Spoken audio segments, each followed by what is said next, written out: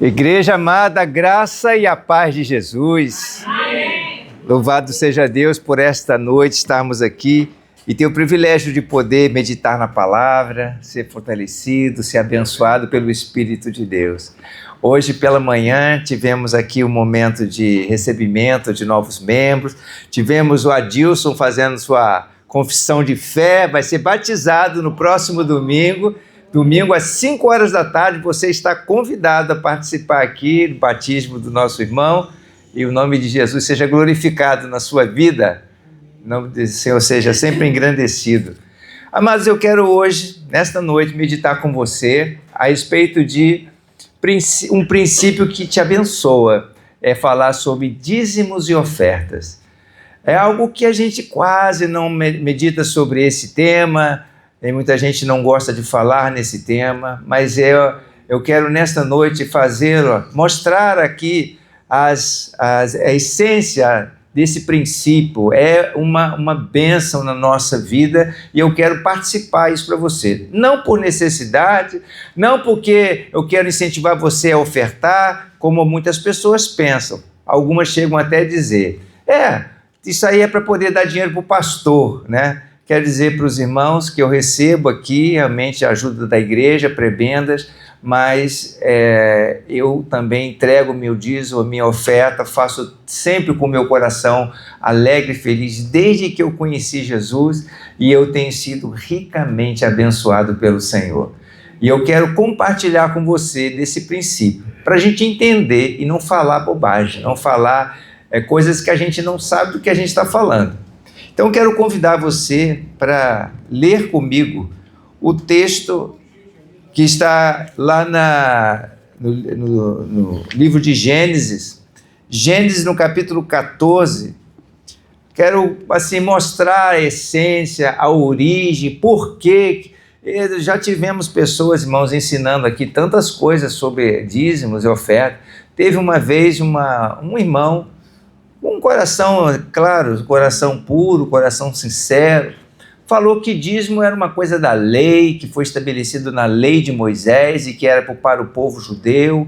Isso não se fala no Novo Testamento, mas falou tanta bobagem, tanta abobrinha, coisa de desconhecimento, que depois eu tive que, infelizmente, consertar o que foi colocado aqui, pois a pessoa estava totalmente equivocada. Há muitos ensinos sobre o tema, e aí as pessoas falam às vezes coisas que não têm base nas Escrituras. Então eu quero hoje mostrar para os irmãos a origem, porquê, o princípio, vamos entender o que é um princípio. Então vamos ler inicialmente Gênesis 14, versículo 17 até o verso 20.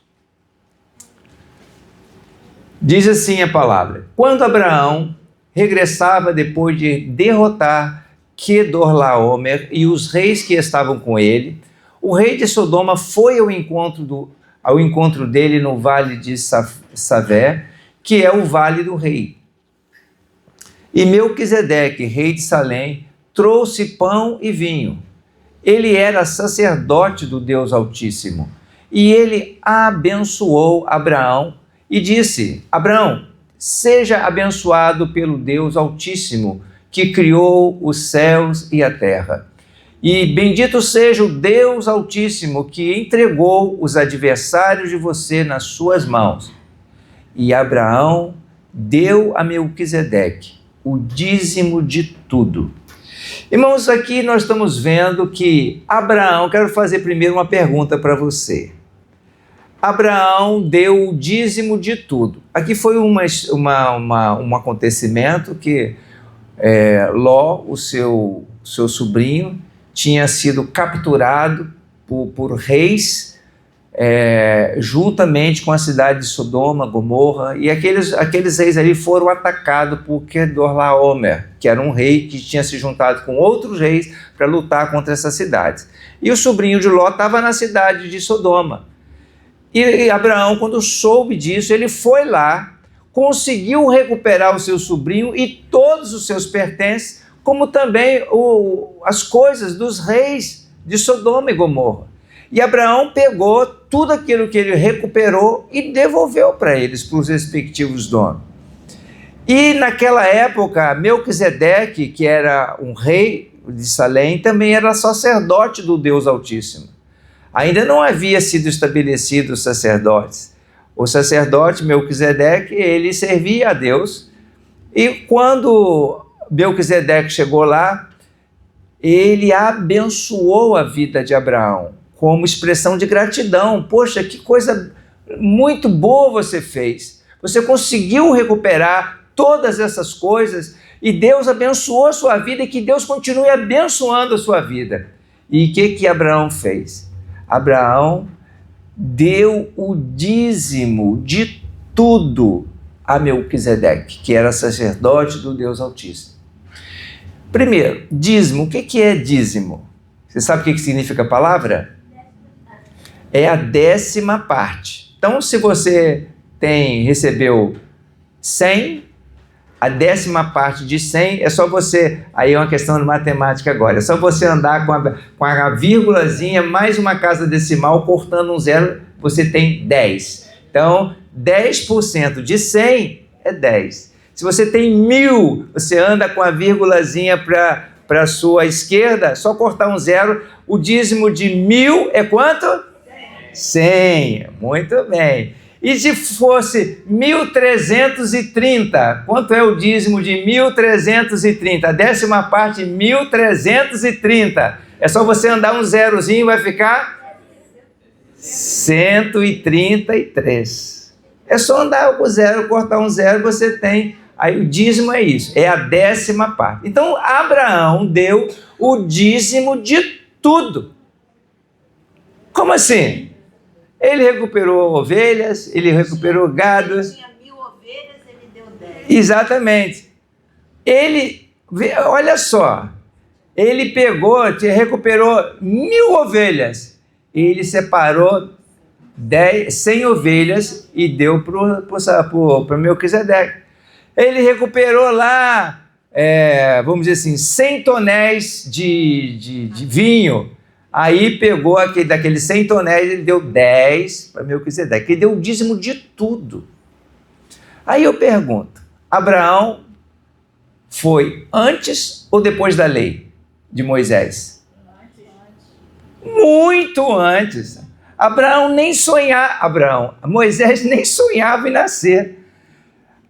Moisés nasceu quando foi instituída a lei. A lei foi instituída, olha, depois de ter nascido Isaac, Jacó, José, o povo de Israel ficado no Egito. Eles ficaram lá 400 anos. Depois de tudo isso, foi quando Deus chamou Moisés para tirar o povo de Israel do Egito. Olha quanto tempo depois veio a lei. Então o dízimo não tem nada a ver com a lei. Nada a lei. A lei estabeleceu depois regras e testemunhos com base em princípios. Então, Abraão, ele deu o dízimo de tudo. Ele deu por quê? Deus mandou ele dar o dízimo? Por que Abraão deu o dízimo? Havia alguma lei naquela época que estabelecia que tinha que ser dado 10% para Deus ou para os sacerdotes? Tinha alguma coisa nesse sentido? Por que será então que Abraão deu o dízimo de tudo? Gratidão por ter recuperado tudo. O que é essa expressão de dar a Deus o dízimo de tudo? É uma expressão de reconhecimento que veio de Deus. Foi uma bênção de Deus. Então, como sinal de gratidão, a gente separa algo daquilo que a gente tem para entregar ao Senhor. Aí eu quero agora ver com você aqui algumas coisas que...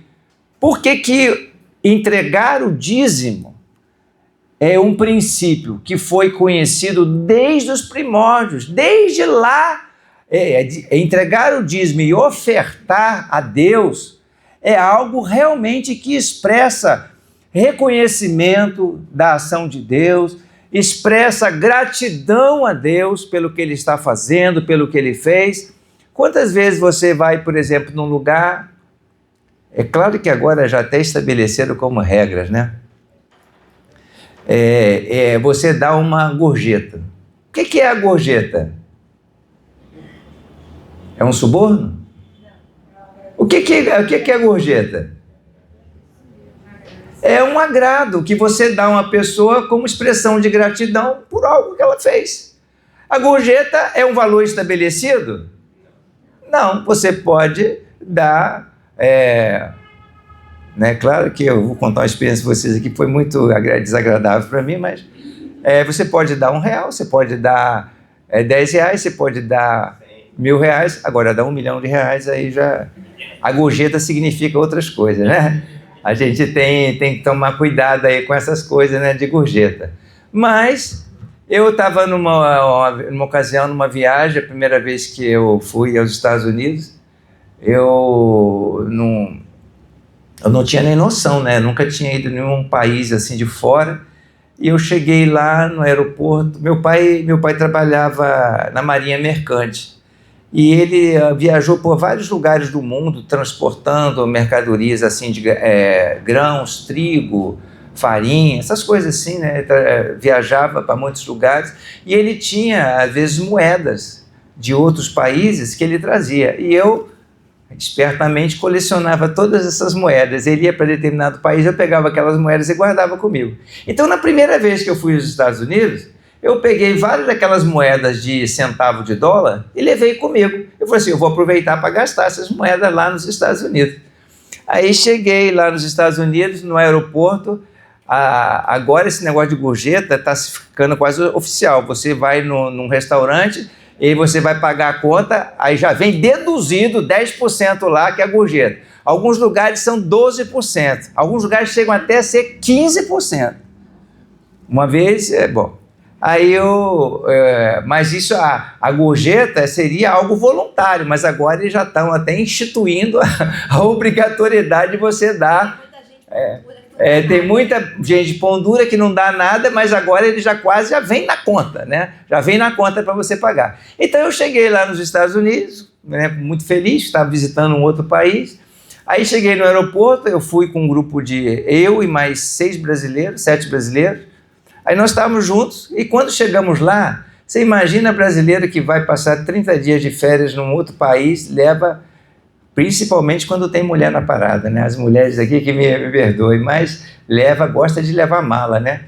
Então, cada um levava 1, 2 malas, mas mala, sabe aquela mala de 23 quilos? Era mala, senhora mala. E lá no aeroporto de Miami, quando nós chegamos lá, sempre aparece aquelas pessoas que se propõem a transportar bagagem. Aí chegou lá aqueles rapazes assim, né, para servir, eu gostaria que levasse a bagagem. Sim, pois não. Aí colocamos a bagagem em cima dos carrinhos e tal. Tinha 7 brasileiros. Então calcula aí uma média de 2 malas para cada um. Quantas malas tinham? 14 malas. No mínimo, tinha 14 malas, fora as mochilas, bolsas e etc.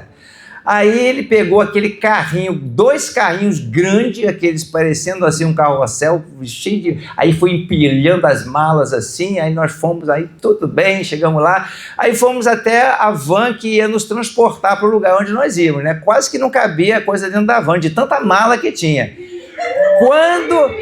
Pois é, tem muita gente que já conhece essa história aí entre vocês, né? Porque às vezes as malas não cabem na van. Aí, quando chegou na hora H, que era a hora de ele entregar as malas para a gente, botar no carro, aí ele ficou assim, the tip. Eu não entendi inglês direito, né? Estava chegando lá nos Estados Unidos pela primeira vez, aí ele, the tip. Aí alguém falou assim, eu acho que está querendo a gorjeta. Aí eu me lembrei de quê?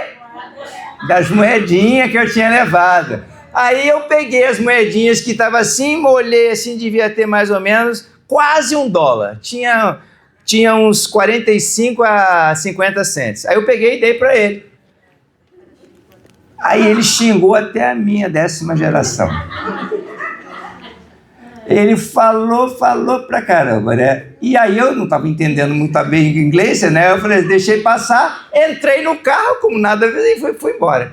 Quando chegamos lá na casa da anfitriã que nos recebeu, aí eu expliquei para ela o que aconteceu, que o rapaz lá do aeroporto falou um monte de coisa lá que eu não estava entendendo nada, etc e tal, e expliquei para ela. Ela falou assim, rapaz, aqui normalmente a gente dá $5 de gorjeta por cada mala.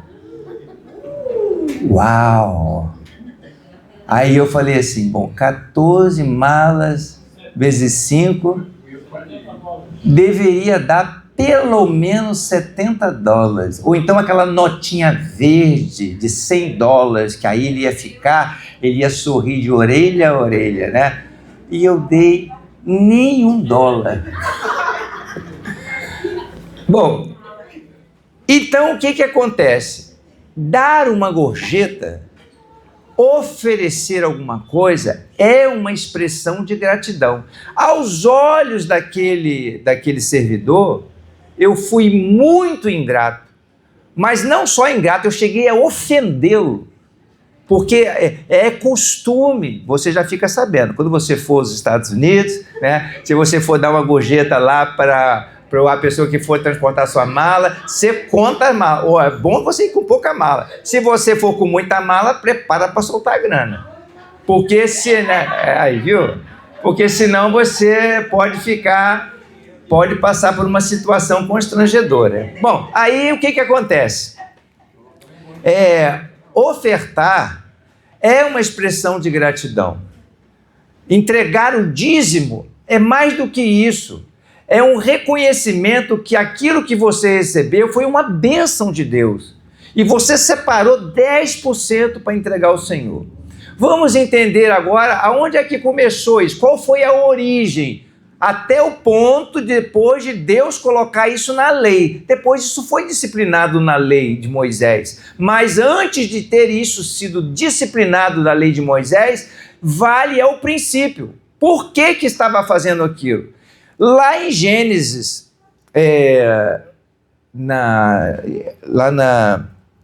quando começou, né, lá com Gênesis no capítulo 4, vamos abrir lá. Como é que começaram as primeiras ofertas? Gênesis 4, versículo de 1 a 7. Olha só, vamos ler aqui até o versículo 7. Adão teve relações com Eva, a sua mulher. Ela ficou grávida e deu à luz Caim. Então ela disse, adquiri um varão com auxílio do Senhor. Depois deu à luz a Abel, irmão de Caim. Abel foi pastor de ovelhas e Caim foi agricultor. Aconteceu que, ao fim de um certo tempo, Caim trouxe do fruto da terra uma oferta ao Senhor. Abel, por sua vez, trouxe das primícias do seu rebanho e da gordura deste. O Senhor se agradou de Abel e de sua oferta, mas de Caim, de sua oferta, não se agradou. Caim ficou muito irritado e fechou a cara. Então o Senhor lhe disse, por que você anda irritado? E por que essa cara fechada? Se fizer o que é certo, não é verdade que você será aceito? Mas se não fizer o que é certo, eis que o pecado está à porta, à sua espera. O desejo dele será contra você, mas é necessário que você o domine. Vamos aqui entender uma coisa. Tanto Caim e Abel, que foram os primeiros homens a nascerem depois de Adão, eles já desde o início expressaram sua oferta a Deus, em sinal de gratidão por aquilo que eles estavam fazendo. Mas Deus se agradou da oferta de Abel e da sua oferta, mas não da oferta de Caim. Aí eu pergunto a você, por quê? Porque as as obras de Caim eram obras ruins, como diz aqui no 1 João, né, fala, né, que Caim, as obras dele eram más. Eram más. Aqui, a princípio, não fala a razão, não fala o motivo. Mas, de acordo com o contexto da Bíblia, como a pastora Miriam está lendo ali, as obras de Caim eram más. Então, tinha algo a ver com o que estava no coração. Então, ambos ofertaram ao Senhor, mas Deus se agradou de um e não se agradou do outro. Eu ouso a dizer também que, se você observar no texto, aqui em Gênesis, o texto fala que que Caim trabalhava em quê? Qual era a atividade de Caim? Ele cuidava de agricultura, da terra, né? E Abel, ele era pastor de ovelhas. Lá no versículo 4, no versículo 3 aí, aconteceu que ao fim de certo tempo, Caim trouxe do fruto da terra uma oferta ao Senhor. Trouxe uma oferta ao Senhor. Já Abel fala o seguinte, que ele trouxe das primícias do seu rebanho. O que são primícias? É o primeiro, as primeiras coisas, o que há de melhor. Então, Abel, ele honrou a Deus com o melhor. E Caim ofereceu uma oferta. Ofereceu algo que talvez fosse uma sobra do que sobrou lá, do que ele colheu. Pegou um resto lá e entregou para Deus. Então, como o texto não fala claramente aqui qual é o motivo, a gente pode fazer inferência, a gente pode imaginar o que pode ter acontecido. Mas não há dúvida alguma de que era algo que se referia ao coração. Porque o texto sobre esse aspecto diz que o Senhor não se agradou da oferta de Caim, mas se agradou de Abel e da oferta de Abel. Então era algo que tinha a ver com o coração. E Abel ofereceu a Deus o melhor. Isso aqui é para a gente prestar atenção, irmãos, porque tem pessoas que oferecem a Deus qualquer coisa, ou trazem para ser usado na obra de Deus qualquer coisa. Tem um veículo lá, a pessoa é muito, vamos dizer assim, tem recursos e tal, aí ela tem um veículo lá que já está batendo pino, fala assim, eu vou dar esse carro para a obra da igreja, para transportar as coisas. E aí a igreja aceita, né, aquilo ali, mas esse é o tipo de oferta que provavelmente não cai no agrado de Deus, porque a gente ofereceu a Deus alguma coisa que até me sobrava, mas Abel ofereceu as primícias, o que havia de melhor. Os primeiros frutos da terra. Já nos mostra aqui outra verdade sobre esse princípio. Ele ofereceu logo que ele recebeu. Ele separou os primeiros frutos, as primeiras crias, o primeiro gado que ele teve. Ele separou o que havia de primeiro. Ele deu prioridade ao Senhor. Já Caim, na Bíblia não fala nada disso aqui. Então, isso aí foi algo que começou não porque Deus estabeleceu. Olha só, Adão, fala com seus filhos que tudo aquilo que eles trabalharem, eles têm que me dar 10%, ou que eles têm que me apresentar uma oferta. Isso não foi estabelecido por Deus. Isso foi algo que nasceu de uma expressão sincera de gratidão e de reconhecimento que foi algo que veio de Deus. Então, voltando ao caso lá da gorjeta, não é dar qualquer coisa para a pessoa que te serviu, mas é oferecer o melhor, porque isso não daria motivo para ele ficar tão irritado comigo como ele ficou, né? Então, a expressão de gratidão deve ser oferecido o melhor. O melhor significa muito? Nem sempre. Jesus nos conta a história de uma viúva pobre que ela ofereceu mais do que qualquer um daqueles que estavam ali levando a oferta para o gasofilaço. Por quê? Ela deu tudo o que ela tinha. Ela deu de coração. Ela ofereceu o melhor para o Senhor. E Jesus fez questão de deixar registrado que ela deu o melhor. Então, primeira verdade que nós estamos vendo aqui. Não foi um mandamento de Deus, mas foi algo que veio partindo de uma expressão de gratidão de um coração voluntário.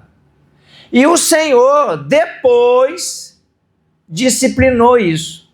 Ou seja, prescreveu, mantendo o princípio. Mantendo o princípio. Veja o que está em Êxodo, no capítulo 25, aqui já na época de Moisés. Veja só, Êxodo 25, verso 1 e 2. Deve sempre partir de um coração voluntário. Isso que é o princípio que deve ser seguido. Diz lá em Êxodo 25, verso 1, o Senhor disse a Moisés: diga aos filhos de Israel que me tragam uma oferta, de modo de todo homem cujo coração, de todo homem cujo coração o mover para isso. Dele vocês receberão a minha oferta. De quem que eles iam receber a oferta? Diga aos filhos de Israel que me tragam uma oferta. Aqui Deus já está falando com a nação de Israel. E como que é que deveria ser a oferta? Quem é que iria levar essa oferta? De todo homem, de todo mundo. Não. De todo homem cujo coração o mover para isso. Você está aqui nesta noite e o seu coração foi movido para ofertar na casa do Senhor, porque você está com um coração grato por aquilo que Ele fez por você. Então, você pode fazer. Eu vou entregar uma oferta aqui, porque se eu não fizer, o pastor vai olhar lá no envelope, lá as coisas lá, e vai ter o que falar. Está errado. A sua oferta não vai ser recebida pelo Senhor. Ou, melhor, não vai glorificar a Deus. Não é fruto, não é expressão de voluntariedade, não é fruto de um coração grato a Deus, mas é de uma obrigação que você está fazendo. É importantíssimo o que eu estou dizendo para você, irmão. Precisa partir de um coração voluntário, de um coração grato. Se você se sentir coagido, forçado a dar alguma coisa para o reino de Deus, não será bênção na casa do Senhor. Até quando nós ofertamos algo a Deus e nós temos alguma treta aí, algum problema com algum irmão, o Senhor diz lá no Evangelho de Mateus, sua oferta não será recebida. Você tem uma intriga com o seu irmão, está de mal com ele, não está falando com ele, mas eu vou ofertar ao Senhor porque eu quero ser abençoado.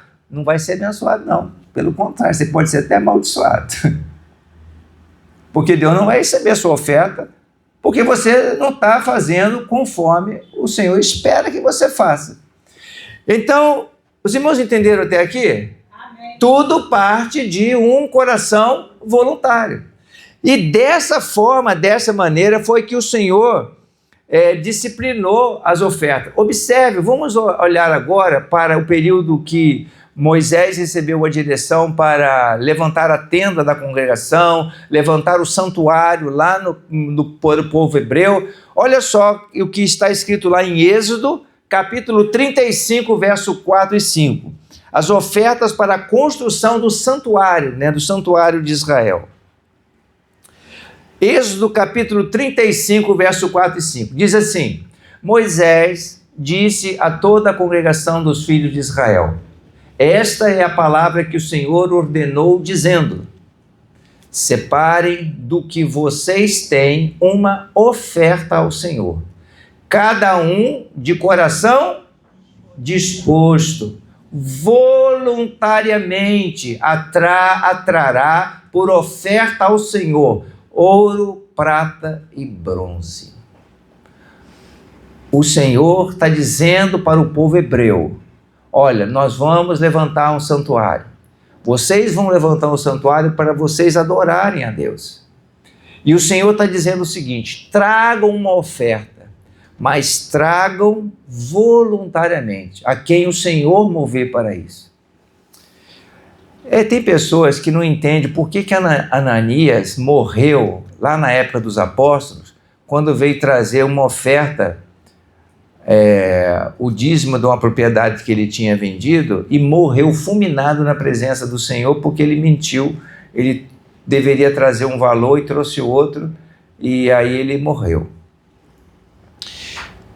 Tudo tem a ver com esse princípio aqui.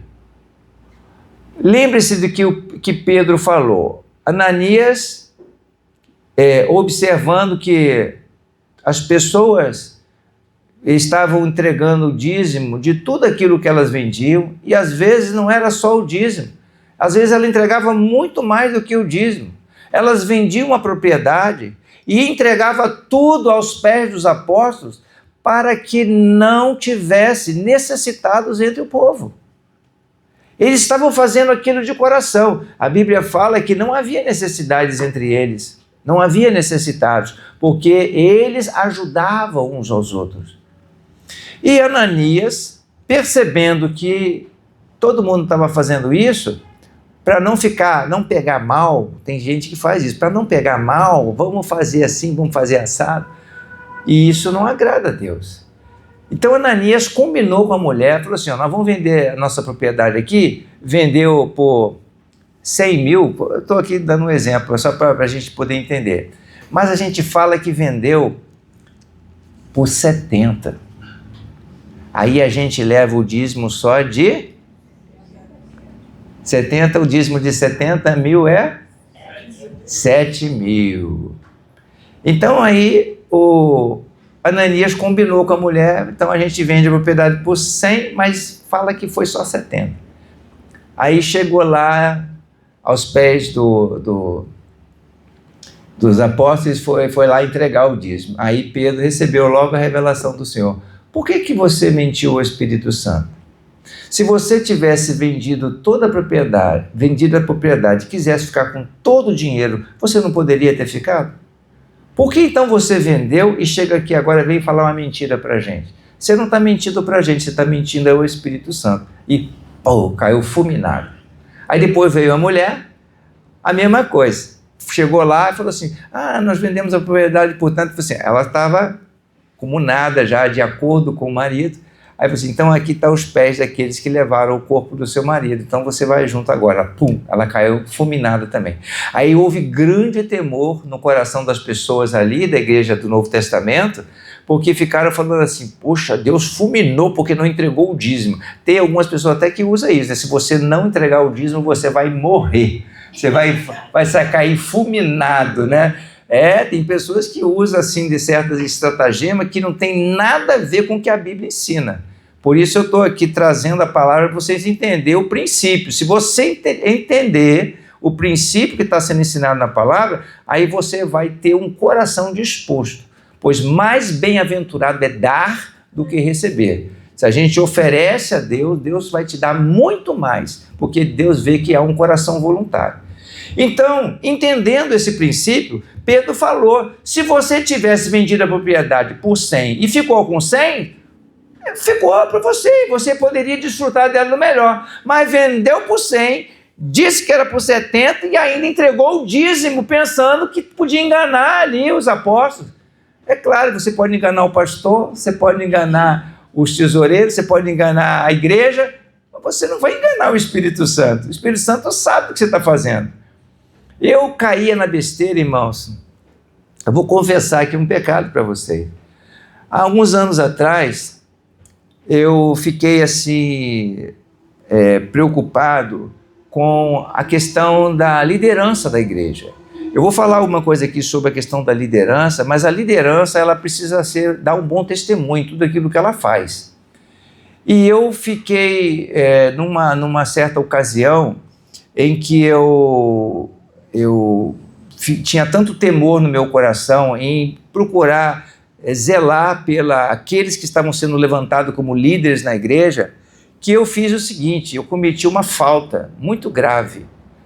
Eu fui olhar, eu não olho realmente se você entrega o seu dízimo, se você não está entregando o seu dízimo. Eu realmente, os tesoureiros sabem disso, eu tomo às vezes conhecimento porque eu olho os relatórios. Aí eu não sou cego, né? Eu olho os relatórios porque eu tenho que prestar conta, eu tenho que entregar a coisa a contador e essas coisas. Então eu vejo lá no relatório.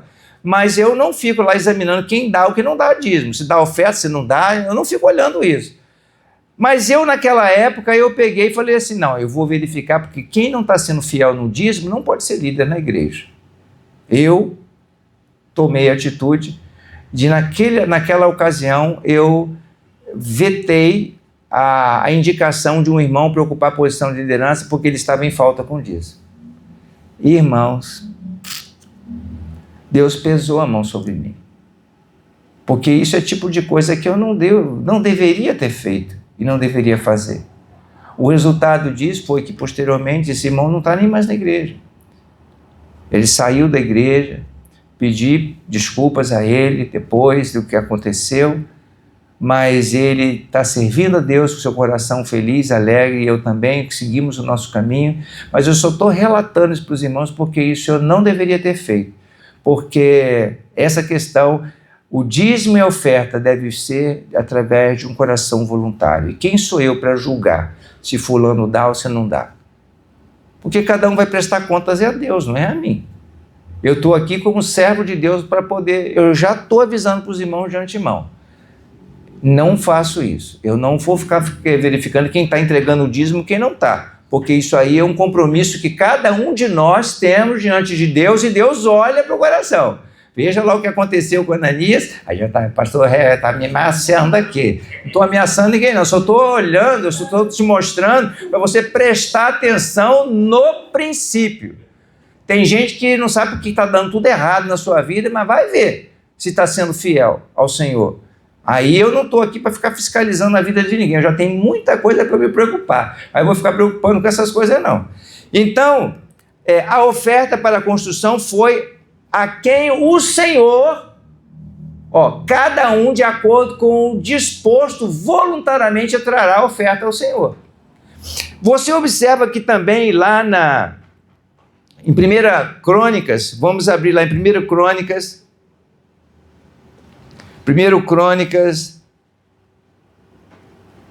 29, versículo 4, 5 e 6.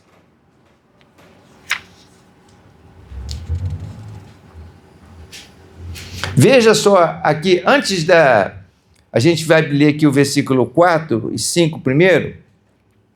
Veja só, Davi, eu falei aqui sobre a questão da liderança, nessa época que eu tomei essa atitude, por que eu tive essa preocupação de levantar alguém na liderança, propor alguém na liderança para poder ser levantado, e essa pessoa não está dando um bom testemunho? Por que eu estava com esse pensamento? Porque, na verdade, o exemplo tem que vir de cima. O exemplo tem que vir dos pais, o exemplo tem que vir dos líderes, o exemplo tem que vir do pastor, o exemplo tem que vir do líder de célula, do líder de pequeno grupo, o exemplo tem que vir de cima. E o rei Davi, ele dá aqui o exemplo para o povo de Israel. Olha só o que Davi fez, 1 Crônicas, capítulo 29, versículo 4 e 5. Olha só o que Davi separou para a oferta do santuário. 100 toneladas de ouro, do ouro de Ofir, 240 toneladas de prata purificada para abrir as paredes, para cobrir as paredes das casas, ouro para os objetos de ouro e prata para os de prata, e toda a obra de mão dos artífices. Quem, pois, está disposto hoje a ofertar com generosidade para o Senhor? Olha só, Davi chegou lá e falou assim, eu estou dando 100 toneladas de ouro, eu estou fazendo isso, eu estou fazendo aquilo. Eu chego aqui para você e falo assim, irmão, eu estou dando R$1.000 de oferta para a igreja, quem está disposto a ir comigo? Eu falei, pastor, já está com aquele pensamento de, não, eu não faço isso aqui. Mas Davi, ele pegou e fez isso para Israel. eu estou dando isso, e vocês, quantos estão dispostos a dar? O que aconteceu com os líderes e os príncipes fizeram? Diz lá no versículo 6. Então, o chefe das famílias, o chefe das tribos de Israel, os capitães de 1000, os de 100 e até os administradores da obra do rei fizeram ofertas voluntárias. Aqui não fala quanto eles deram, mas eles deram de acordo com a possibilidade de cada um. Cada um deve contribuir sempre, irmãos, com o que tiver disposto no coração e dentro das suas possibilidades. Ninguém vai...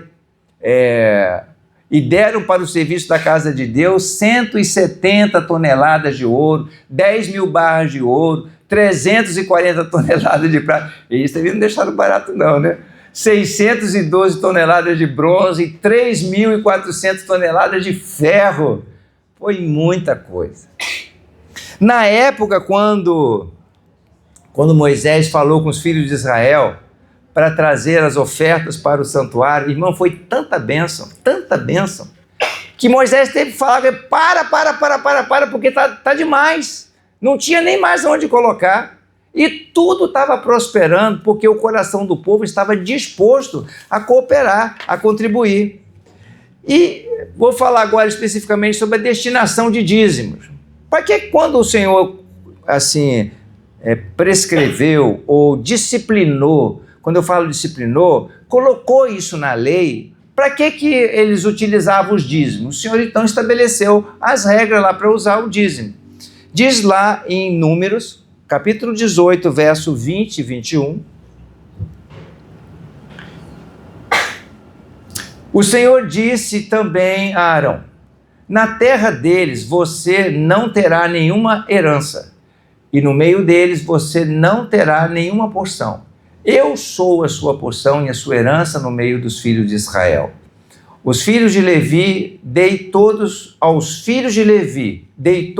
dízimos em Israel, por herança, pelo serviço que prestam, serviço da tenda do encontro.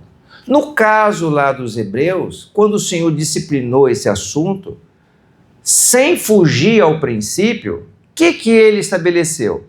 Os irmãos que conhecem a história do povo de Israel sabem que cada tribo de Israel recebeu uma parte da porção de terra, das terras que eles iam conquistar, exceto a tribo de Levi.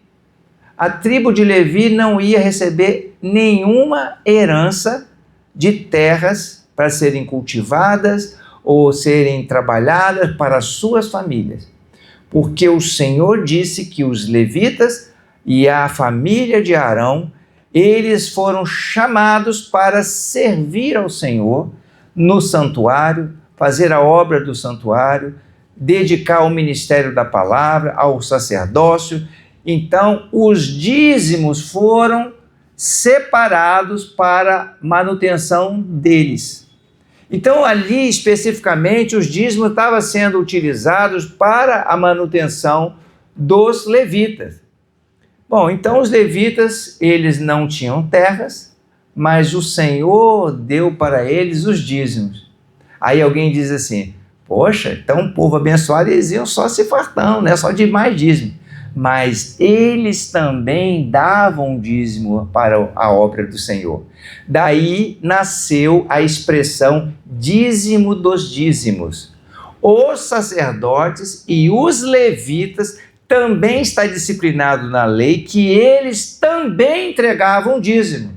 Então, o dízimo que eles recebiam dos filhos de Israel, eles também separavam 10% e entregavam para a obra do Senhor. Então, em resumo, os dízimos é para a manutenção da obra. A expectativa do Senhor é para que as pessoas que servem na casa do Senhor, servem no santuário, que sejam também sustentadas por aqueles que são servidos ali naquele lugar. É essa a expectativa. Inclusive, Paulo falou isso às igrejas lá do Novo Testamento, mas é claro, às vezes não o ministro, né, a pessoa que está servindo no santuário, principalmente na igreja neotestamentária, do Novo Testamento para cá, muitas vezes não tinha. Por exemplo, Paulo se dedicava à obra missionária. Mas tinha vezes que ele tinha que trabalhar na atividade profissional dele, como fazer tendas. O apóstolo Paulo fazia tendas. porque não estava sendo suficiente os recursos para suprir. O ideal, né? O ideal, o mundo maravilhoso, o paraíso, é que o pastor, o ministro, os ministros de louvor, os ministros que servem na casa do Senhor, todos sejam adequadamente providos da sua necessidade e tivessem dedicação exclusiva para isso. Mas nem sempre é possível fazer isso. Por isso, vamos dizer assim, permitido que os ministros, servos de Deus, também tenham atividade fora. Hoje eu posso me dedicar exclusivamente à obra do Senhor, mas eu trabalhei 35 anos em atividade fora e servia também na casa do Senhor. Mas agora estou aposentado, eu faço parte desse hall maravilhoso, privilegiado, dos que têm o cartãozinho grátis de transporte, né? Já faço parte do hall de aposentados, mas não da obra do Senhor. Então eu posso me dedicar completamente à obra do Senhor e com isso Deus me abençoa. Agora, se eu fosse, talvez, se depender só do ministério, seria muito mais desafiador. É o caso de muitos missionários. Por exemplo, pastor Salvador. Pastor Salvador está lá em Angola servindo a Deus e ele depende dos recursos que ele recebe, das ofertas, dos dízimos que os irmãos cooperam e que a gente manda para ele, e também outros ministérios cooperam com ele, porque ele se dedica exclusivamente, ele não tem nenhuma atividade fora. Mas não quer dizer que ele seja proibido, que seja impedido de tê-lo, mas ele pode ter, só que ele se dedica exclusivamente à obra do Senhor. E eu quero, chegando ao final, falar aqui agora com vocês sobre a questão de bênção e de maldição.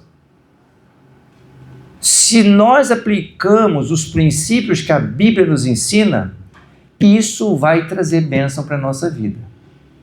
Mas se nós não aplicamos os princípios que a Bíblia nos ensina, isso vai trazer maldição para a nossa vida. Porque é a palavra. Veja lá o que está escrito em Malaquias, capítulo 3. Esse é o texto mais conhecido da história quando se fala de dízimos e ofertas, né? Malaquias 3, versículo 8 a 12. É importante a gente entender isso aqui. Será que alguém pode roubar a Deus?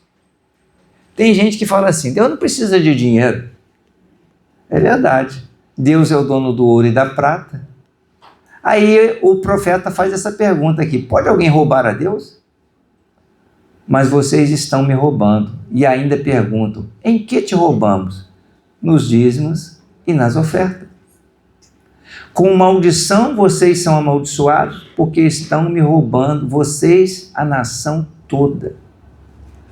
Tragam todos os dízimos à casa do tesouro, para que haja mantimento na minha casa. Ponham-me à prova nisto, diz o Senhor dos Exércitos. Se eu não lhes abrir a janela do céu e não derramar sobre vocês bênção sem medida, por causa de vocês, repreenderei o devorador, para que não consuma os produtos da terra, e não deixarei que as suas videiras nos campos fiquem sem frutos, diz o Senhor dos Exércitos. Todas as nações dirão que vocês são felizes, porque vocês serão uma terra de delícias, diz o Senhor dos Exércitos. Está aqui a bênção do Senhor que vem sobre aquele que é fiel no dízimo. A irmã Olga, né, ela compartilhou uma vez aqui, testemunho dela sobre dízimos e ofertas. A gente vai dar oportunidade para ela numa outra ocasião, ela compartilhar como que Deus tem abençoado a vida dela. Tem 92 anos, vai completar 93. Dia 23 agora. Dia 23 ela vai estar comemorando 93 anos. Se Deus permitir. Ela está falando, se Deus permitir, né? Eu creio que Deus vai permitir, dona Olga. E ela tem muita experiência desses 93 anos da fidelidade de Deus. Eu tenho 45 anos, não de idade, claro, mas de experiência com Jesus, da fidelidade de Deus.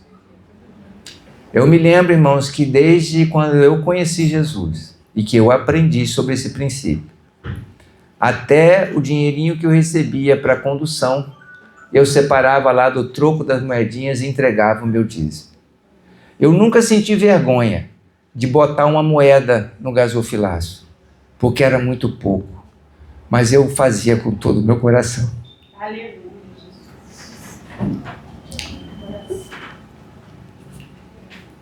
Eu nunca senti vergonha disso. Eu dava muito pouco,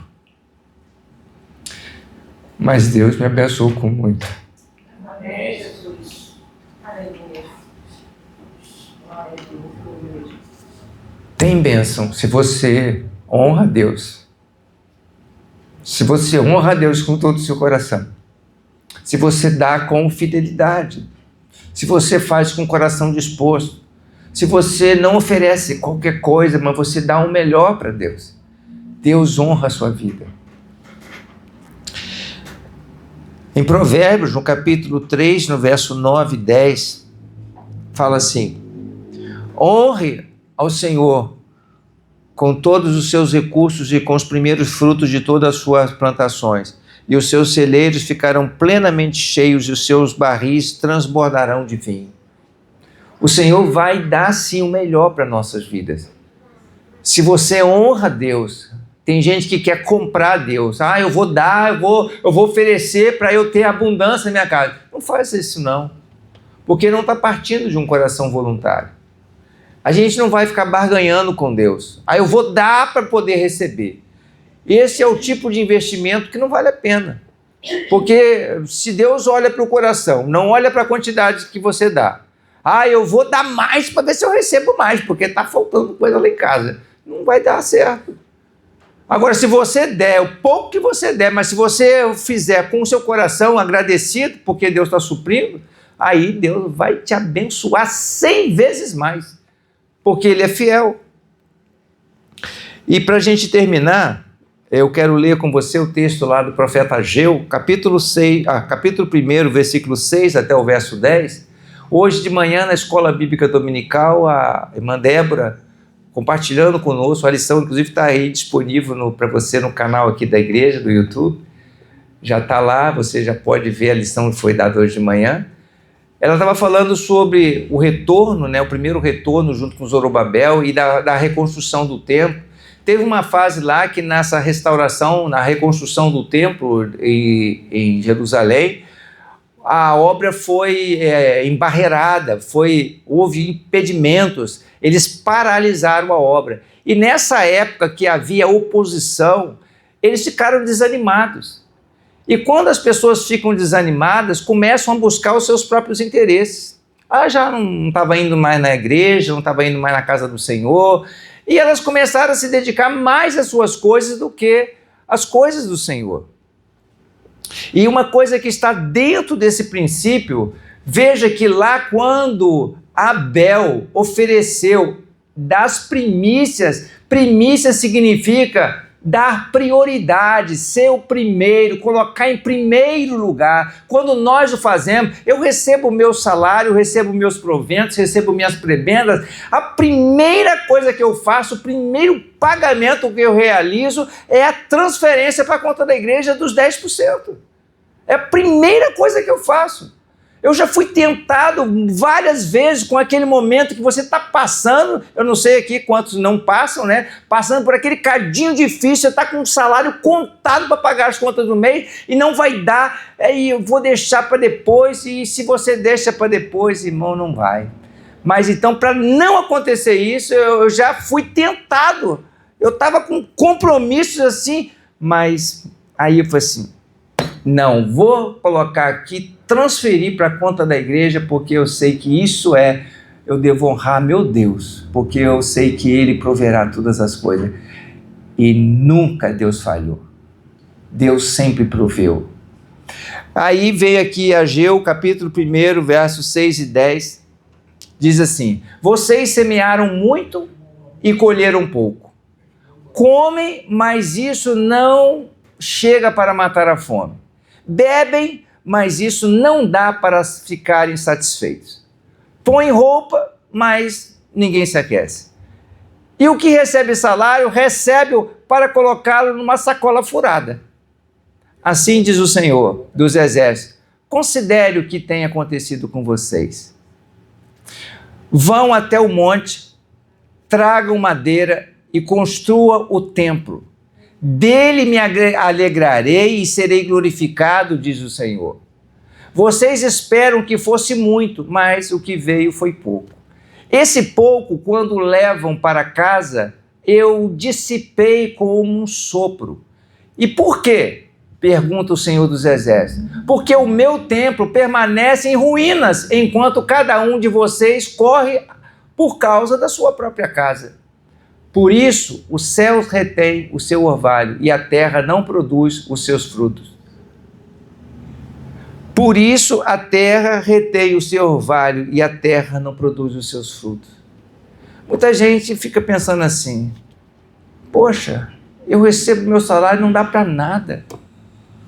Eu tenho que gastar com medicamentos, eu tenho que pagar contas, eu tenho que fazer aquilo, eu tenho que fazer aquilo outro. Pensa, medita sobre isso. O que está acontecendo? O Senhor mandou o povo de Israel refletir. O que ele estava fazendo? Eles estavam dando prioridade aos seus interesses, aos seus negócios. Irmãos, quando nós aprendermos a dar prioridade ao reino de Deus, a colocar o reino de Deus em primeiro lugar e a sua justiça, todas as demais coisas vos serão acrescentadas. Escuta o que eu estou te dizendo. Isso não é uma ameaça. Isso é a promessa de Deus. O Senhor nos autoriza a fazer prova dele. Fazei prova de mim. Eu tive um primo. Não era crente. Não é crente. Mas eu uma vez fui na casa dele. Aliás, não era o meu primo. Era o esposo da minha prima. Aí sentei com ele à mesa. E ele, sabendo que eu sou pastor, ele falou assim, ô Hudson, eu quero lhe contar uma história. E aí ele me contou a história do dízimo. Uma vez eu fui convidado, eu não gostava de crente de jeito nenhum. E eu fui chamado para ir numa igreja por um amigo e ele me insistia comigo porque ia ter um pregador famoso, ia trazer uma mensagem maravilhosa e eu ia gostar muito porque era aniversário da igreja. Você vai lá que Deus vai abençoar a sua vida, mas eu não gosto de igreja. Principalmente quando chega lá naquela hora que o pastor começa a falar de dízimo, de oferta, aí fica aquela pedição e tal. Eu não quero mais saber disso. Rapaz, não deixa disso, é aniversário da igreja, o pastor não vai nem tocar no assunto. É aniversário, é festa, é celebração, vai lá. Aí aquele amigo, aquele primo, né, ele considerou essas coisas e foi. E não é que naquele dia o pregador da noite, o pastor famoso, falou exatamente sobre dízimos e oferta? Ele ficou transtornado. Ele falou assim, bem que eu não queria vir, eu vi o que eu não queria. Mas teve uma coisa que tocou na vida desse meu primo. O pastor insistia nessa frase. Fazei prova de mim, diz o Senhor. O texto lá de Malaquias que lemos ainda há pouco. Fazei prova de mim, diz o Senhor, se eu não vos abrir a janela dos céus e derramar sobre vocês bênção tal, que venha a maior fartura. Pode fazer prova, pode buscar Deus e fazer prova de Deus. Aí ele chegou em casa. Pois bem, eu vou fazer prova. Quero ver se essa palavra vai funcionar. E ele passou a entregar o dízimo das comissões que ele recebia com venda de carro. Ele se tornou um gerente próspero. Começou a vender carro como nunca ele vendia antes. Comprou uma fazenda, deu educação para os filhos, mandou o filho para o exterior, fez tantas coisas. E ele falou assim, Hudson, tudo que eu tenho aqui, tudo que eu pude construir na minha vida, foi porque eu segui aquilo que aquele pastor um dia falou. E eu quero contar isso para você. E esse meu primo não é crente. Mas ele fez prova de Deus. Sabe por quê? Porque Deus não anula a sua palavra. Deus cumpre aquilo que Ele promete para nós. Você pode acreditar nisso. Que Deus abençoe seu coração. Segura firme na promessa do Senhor. Quando você o fizer, faça tudo de coração, porque Deus olha para o nosso coração e não para a nossa aparência, por aquilo que a gente quer aparecer para os outros, ou mostrar para os outros. O que a sua mão direita fizer. Outro dia que eu fiquei assim, eu fiquei muito grato a Deus. Teve uma pessoa que você não dá nada para essa pessoa. É como se é um pobre. Pois ele deu uma oferta aqui, há pouco tempo agora, mais do que qualquer um de vocês. Eu não vou falar o nome dele, pelo menos que não vale a pena, porque é o que a mão direita faz, a outra não deve saber, mas ele falou, ainda esclareceu para mim, pastor, isso aqui não é dízimo, tá?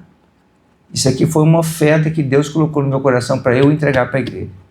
Foi uma oferta generosa. Amém. E veio num momento que a igreja tem aí essas necessidades que a pastora Emília falou e que tem ajudado bastante a suprir toda a necessidade. Foi no momento certo, no momento oportuno, porque Deus moveu o coração de alguém para ofertar ao Senhor. Não era nem questão de dízimo, foi uma oferta ao Senhor. Então, irmãos, nós precisamos colocar os princípios que a palavra nos ensina em prática no nosso coração, porque Deus vai nos abençoar. Amém? Vamos ficar de pé, vamos orar ao Senhor. Que Deus abençoe seu coração, que essa palavra possa trazer paz ao seu coração. E, por favor, ninguém se sinta ameaçado, né? Amaldiçoado, né? Porque, eu não estou dando minha oferta, meu dízimo. Não, eu quero que você sinta paz no seu coração. E saiba que Deus é fiel. Amém? Amado Deus, nós louvamos o teu nome, pela tua bondade conosco. Obrigado, Deus, porque temos tido o privilégio de experimentar as maravilhas que o Senhor tem feito na nossa vida, nesse ministério. Ó Deus, muito obrigado porque tu és o Jeová Jeri, o Deus que provê todas as coisas. E nós queremos, sim, sempre honrar o teu nome, com um coração pronto, disposto a voluntariamente glorificar o nome do Senhor. Abençoa, Senhor, os irmãos que estão aqui nesta noite, as vidas que estão nos ouvindo nesta hora, que o Senhor possa trazer clareza, entendimento na tua palavra, para que nós possamos viver não da letra, mas do espírito da letra, do princípio que a palavra nos norteia, a palavra nos mostra, e assim possamos ser fortalecidos, edificados e abençoados pelo teu Espírito Santo. Nós oramos em nome de Jesus. Amém. Amém.